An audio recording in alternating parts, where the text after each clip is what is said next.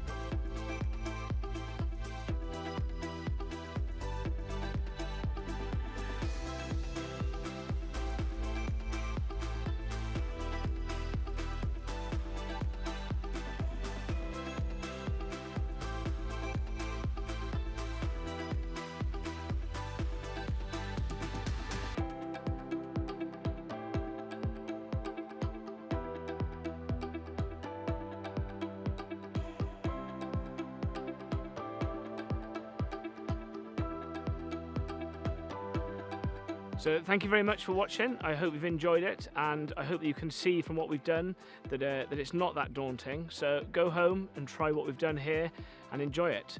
I'm Simon from the Griffin in Dale.